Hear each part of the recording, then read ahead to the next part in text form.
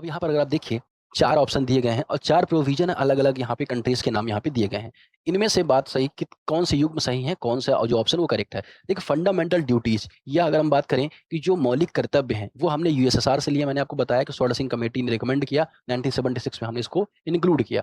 फिर बात आती है जुडिशियल रिव्यू, तो जुडिशियल रिव्यू यूएस से लिया गया है, नहीं लिया गया, ये आपको यहाँ पे बताना है। तो यहाँ पे आपको पता होनी चाहिए कि जुडिशियली जो इंडिपेंडेंस है और जुडिशियल रिव्यू की जो पावर है, हमने अमेरिका से ली है। प्रेसिडेंट का जो पद है वो हमने अमेरिका से लिया है, लेकिन प्रेसिडेंट की पावर हमने नहीं ली है। तो जुडिशियल रिव्यू है, या अगर हम बात करें जुडिशरी की इंडिपेंडेंस है, इसके अलावा जो इम्पीचमेंट है, ये 3 चीज़ें हमने यहाँ कहाँ से ली हैं? अमेरिका से ली हैं। कौन-कौन सी? फंडामेंटल राइट तो लिया ही, ठीक है ना? जुडिशियल रिव्यू क्या होता है?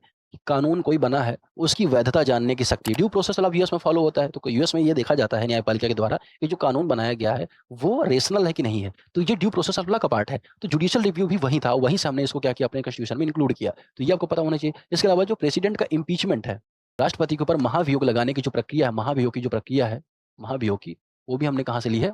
यूएसए से ली है, ठीक है? फिर इसके अलावा बात आती है डीपीएसपी। डीपीएसपी क्या हमने फ्रांस से लिया? नहीं, फ्रांस से हमने इक्वालिटी, फ्रेटर्निटी और लिबर्टी लिया था। तो ये ऑप्शन यहाँ पे इनकरेक्ट हो जाएगा।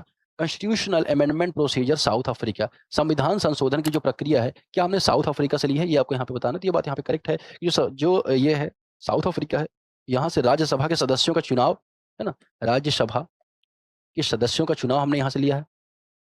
सदस्यों का चुनाव की जो व्यवस्था होती है, वो हमने साउथ अफ्रीका से ली है। साथ ही कॉन्स्टिट्यूशन में अमेंडमेंट की आवश्यकता थी, कॉन्स्टिट्यूशन में जो अमेंडमेंट करना हो, तो हम आसानी से उसे अमेंड कर सकें। ये जो प्रोसेस हमने यहाँ से ली, तो इसका सही आंसर आई थिंक 3 होना चाहिए, ओनली 3, ठीक है? सही आंसर क्या हो जाएगा? 3 हो जाएगा।